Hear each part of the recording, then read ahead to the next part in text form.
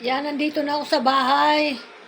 Ako po'y nagutom na talaga. Nahilo na ako sa tindahan. Kaya tinawag ko yung apo ko na si Ili. Sabi ko, Ili, halika na. Bantayan mo muna yung tindahan. Nagugutom na si lola mo. Mag-aalmusal lang ako. Sabi ko, magkakape ako.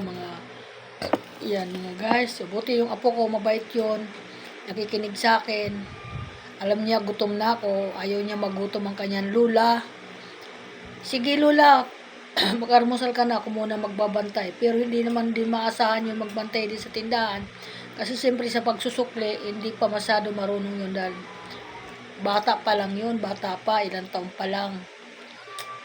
Kaya sabi ko na, dali-dali lang ako dito sa bahay at kinuha ko agad yung tasa ko. Nagtimpla agad ako ng kape, yung puro lang. At nag-ano po ako ng tinapay, ayan. Tasty at taka buns. Yung mga tira-tira dyan sa lamisa po namin na mga paisa-isa, tinain ko na po para po hindi masayang. Yun.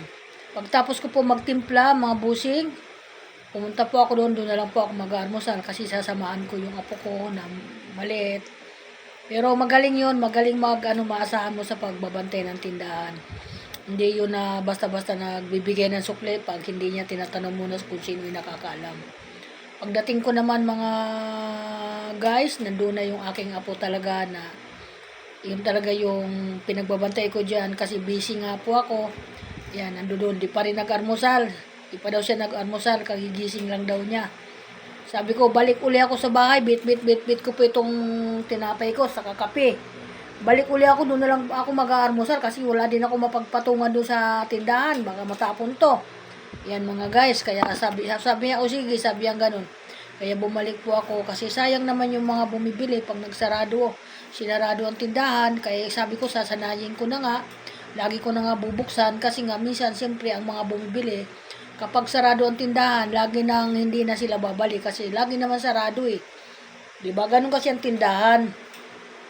Pagparating sa nasara. Kaya ngayong 2026, medyo tututukan ko na po yung aking tindahan at para umpisa na naman tayo sa pag-savings ng paunti-unti. Ganun talaga ako, nag-iipon kahit papano na pagdating na naman ng 2027 sa darating na susunod na taon ay meron akong madudukot na kahit papano meron akong mabigyan man lang sa mga nangangailangan din na tulong. Makakala nyo, hindi po ako nagbibigay. Nagbibigay po ako, hindi ko naman po yun sinasabi na kung nagbibigay ako, hindi. Ako pa, maawain po ako sa tao.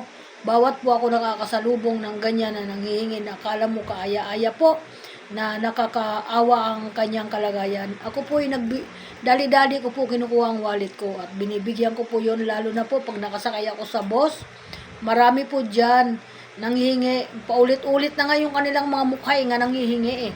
Idinadalan lang nila, may mga pasyente daw sila sa ospital, pinapakita nila yung mga picture, yan yung mga lumalabas na yung kanilang mga, ano yun sa tiyan nila, na mga inuoperahan.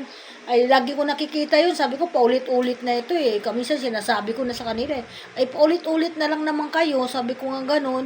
Ay, yung iba naman nga nangangailangan, nabigyan ko na kayo eh, nakilala ko kayo eh, sabi ko nga ganun. Ako pa kasi matandain din ako sa tao. Hindi naman na sila nagpipilit, umaalis na lang sila sa harapan ko. Pag nagpupunta po ako sa malayo, kagaya ng Quezon City, marami po ako dyan nakakasalubong ng mga talagang nangangailangan. Kagaya po ng mga putol ang kamay, yung putol ang paa, yung naglalakad sila na halos hindi nahirapan na sila. Guys, pag nasasalubong ko po yun, hindi ko na po yung binibidyo kasi hindi po ako mahilig magbidyo sa mga ganyang bagay. Minsan, pag natitipuhan ko lang magbidyo, magagandang tingnan, nabibidyohan ko.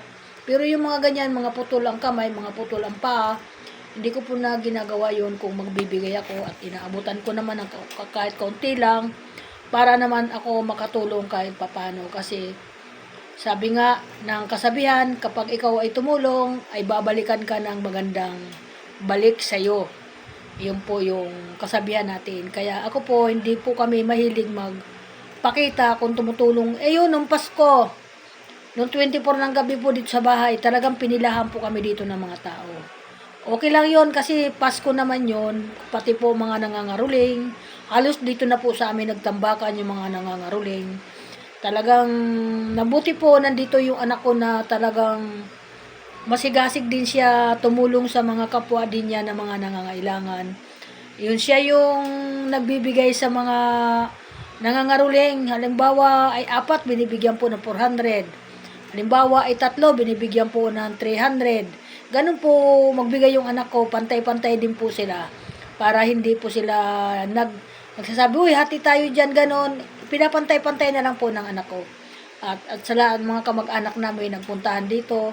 Kay yun din na kahit papaano nag ano sila, nagpasko rin naman sila na masaya, lahat naman sila masaya at mga anak ko.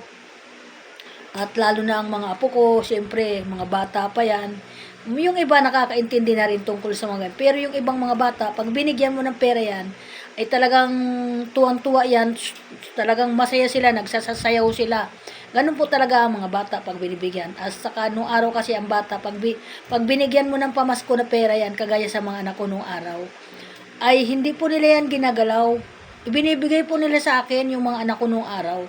Nakakatuwa nga, halimbawa, bigyan po ng 5 piso yan, 20 pesos. Kasi nung araw, ang karamihan lang naman binibigay sa mga pamasko, kagaya sa mga anak ko, 5 piso, 10 piso, 20 pesos. Yan po, bihira lang po yung nagbibigay sa mga anak ko na 50, ganon. Bihira lang po yun. Kasi siyempre, mahirap din siguro ang buhay nung araw. Hindi kagaya ngayon, medyo naiba na kasi pataas ng pataas yung mga bilihin.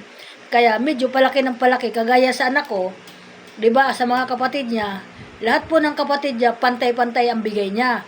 Puro tigli 5,000 lahat ng kapatid niya. Pantay-pantay po 'yon, walang mababa, walang mataas kasi ayaw niya yung may nagrereklamo, bakit siya malaki, sa akin mababa.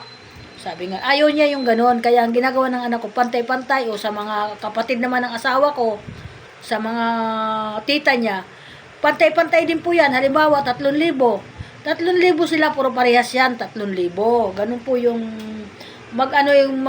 yung anak ko na si Lani. Kaya nakakatuwa nga siya. Hindi ko na po tinuruan ng mga ganun-ganun bagay. Automatic, talagang may talino din siya. Hindi po mo nakapag-college yun. Pero guys, masahol pa yan sa nag-college. Kasi yung kaalaman niya, ang laki ng kanyang talo pa niya yung may mga pinag-aralan dyan kung makatulong sa kapwa niya. Ganun po yun. Hindi din po yan nagpapabideo pag tumutulong mga guys. Bago po, nag-24, namigay pa po yan na kung saan-saan lugar ng mga kanyang ipamimigay, kung sino-sinong mga suki niya ang pinigyan. Mayroon talaga yun lahat siya. Kaya tuwan-tuwa sa kanyang mga suki.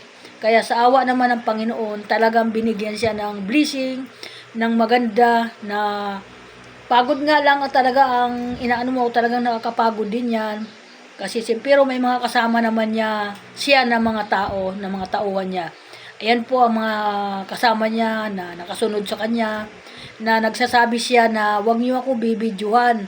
Sabi ang ganon, ayoko nang binibidyohan niyo ako. Yun po, ganun po lang tumulong yun. Ganun po, kagaya din po sa nanay niya, pag nagbibigay po, hindi po yun, ayoko po nagpapabidyo. Kasi parang iniisip mo, parang pinagmamalaki mo yung pagtulong mo. Hindi naman sa inaano ko ito kasi ganun talaga para kahit pa paano makita din tayo sa social media na tumutulong, 'di ba? Okay din 'yon. Pero kaugalian ko talaga na hindi po ako naggaganon. Ayoko po kasi para ako nahihiya ba sa ganon. Kaya okay mga guys, welcome to my vlog. Marami pong salamat. Ito, paalis ako, papuntang palengke ngayon, grocery. Naubusan po ako ng mga tinda dyan ng mga sigarilyo.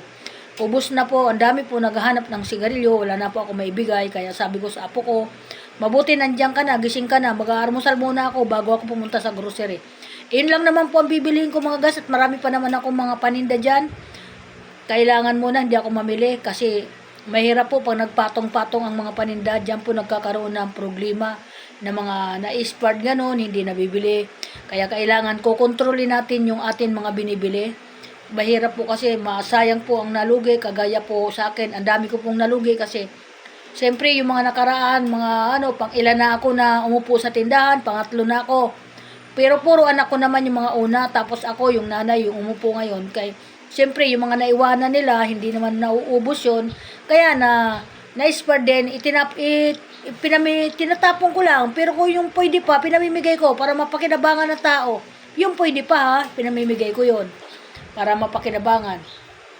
Ganon lang po si Nanay Linda. Welcome to my vlog. Maraming salamat sa atin pinuno dyan sa Facebook kay Boss Mita. Ako po ay nagpapasalamat sa inyo at babatiin ko po uli kayo ng Merry Christmas. Ay advance Happy New Year po. Iyon po. Ayan mo, mag-update po ako sa inyo sa aking gaganapin na birthday ngayon. Bagong taon. Mag-update din po ako kung ano mangyayari sa birthday ko para po kahit paano masaksyan ng aking mga kaibigan dyan at mga follower at nagmamahal kay Nanay Linda, sumisuporta sa kay Nanay Linda. Ako po sobrang lubos nga nagpapasalamat sa lahat ng sumisuporta sa akin dyan. Sa mga follower, sa mga viewer, kay Boss Mita, marami pong salamat, sa mga kumare, sa mga kaibigan, lahat na po pasasalamatan ko. Kahit saan sulok ng bundos, kaibigan ko sa mga ibang lugar, sa ibang bansa. Sobra ako nagpapasalamat sa inyo dahil rin diyan kayo, hindi nyo ako iniiwan. Salamat po sa inyo at God bless. Sana po pagharap natin sa bagong taon, maligaya tayo at malakas yung atin mga katawan at ang atin mga kaisipan at sana walang masaktan sa atin pagdaos ng bagong taon. Kailangan simple lang, walang yung maputukan ba, ganun, ingat lang tayo sa pagpaputok. Alam mo naman ang paputok, hindi natin alam kung saan pumupunta yan, saan pumupunta. Kaya pa nagpapaputok po tayo, wag natin hahawakan ang mga paputok, baka po ay pumutok sa atin mga kamay, sanhi na mawalaan tayo ng mga kamay. Yun lang po, maraming salamat. Welcome to my vlog. Salamat sa lahat at ingat po ang lahat. At ingat po din ang aking mga anak. Thank you. Bye-bye.